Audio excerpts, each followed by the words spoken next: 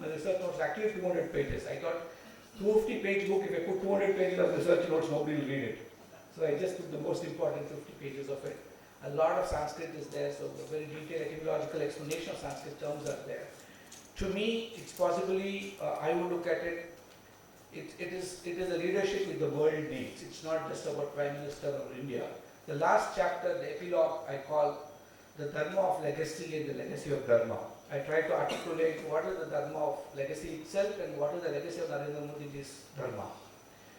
How the Purusharthas are so important, and his Delhi declaration of the 4 Ps, where he talks about people, planet, peace and prosperity, is it even attainable?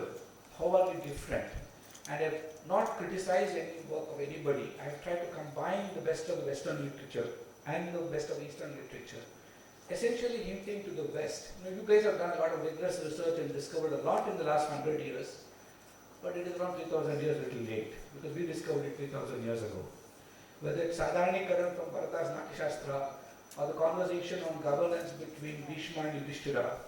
What I have not written is the conversation between Rama and Bharata in Ramayana about good governance, to Kautilya and the way he describes it. And I want to conclude saying what Professor Vora said now. In India, we don't celebrate leaders. We celebrate people who express leadership. The West celebrates expression and manifestation of the ego as power and control over others.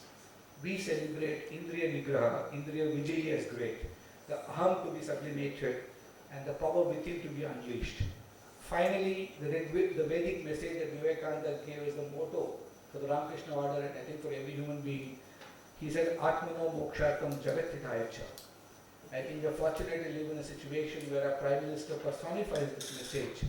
And if every one of us in this country at this point of time decide to bring out the power within and see our evolution as a manifestation, our evolution come through as a manifestation of society good, I think our jobs will be done. And Vikasit Bharat, we don't have to wait for 25 more years. I'm sure it will happen earlier. Essentially, there's a Modi, there's a Vivekananda hiding in every one of us. Now it's up to us to believe it, get it expressed as the power within.